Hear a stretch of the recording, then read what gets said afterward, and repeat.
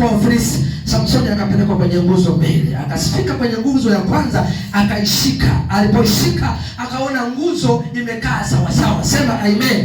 Aliposhika na nguzo ya pili, na yenyewe akaona imekaa sawa sawa, na yenyewe akaitikisa, akaona zote zimeshiba. Samsoni akakaa vizuri, akasimama vizuri, akaanza kuitikisa nguzo. Watu wanamcheka. Wakati wanamcheka, wanaona kama Samsoni anafanya ngonjera, Samsoni anafanya maigizo, Samsoni yawezekana leo anatufanyia maonesho ya ishara, tufurahi tucheke.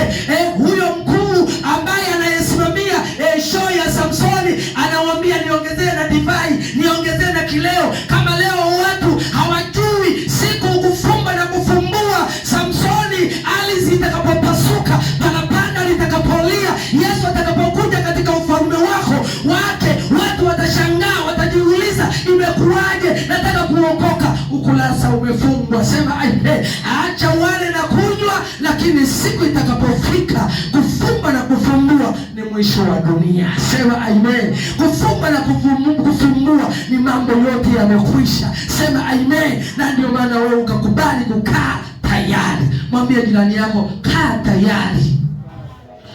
Lakini Samsoni wakati anasukuma nguzo amepambana sana. Acha na huyu bwana anayepambana na ukuta wakati akana nguvu. Mungu akubariki sana. Sukuma ukuta, sukuma. Hauwezi ukaupasua. Mungu akubariki sana. Lakini Samsoni hakwenda kwa nguvu zake. Akapiga magoti kwanza, akamwambia Mungu, naomba unisaidie. Mimi ni wakufa. Kama ni kufa nishaka kufa. Naomba nijilipizie kisasi mara moja kwa hawa Wafilisti. Mungu akubariki sana. Na sisi tumemwambia Mungu tunaomba tu mara jambo moja tu, tukajilipizie kisasi kwa watu wanaolitukana jina lako, watu wanaotakutafu, watu wanaolinena vibaya neno lako, ili watu wajue kumbe Mungu anayestahili kuabudiwa ni mmoja, ambaye ni Mungu wa Bwana wetu Yesu Kristo. Huyo ndio anayestahili kuabudiwa. Sema amen. Kwa hiyo sisi tunaenda kuangusha ngome, tunaenda kuangusha ukuta wa shetani uliowekwa miaka na miaka. Sema amen. Hebu nipungie mkono hewani na Mungu akubariki sana. Mwambie jirani yako, maandalizi ya kwenda kuangusha ngome.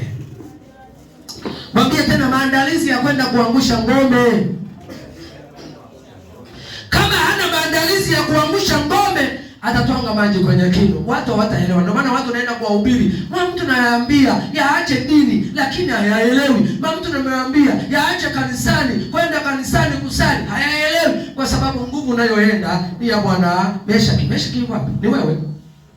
Shadraka yuko wapi?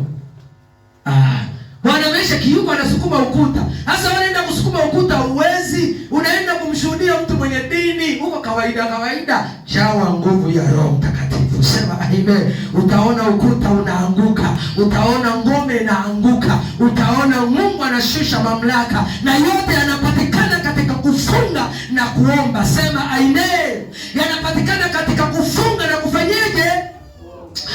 Samsoni akasimama.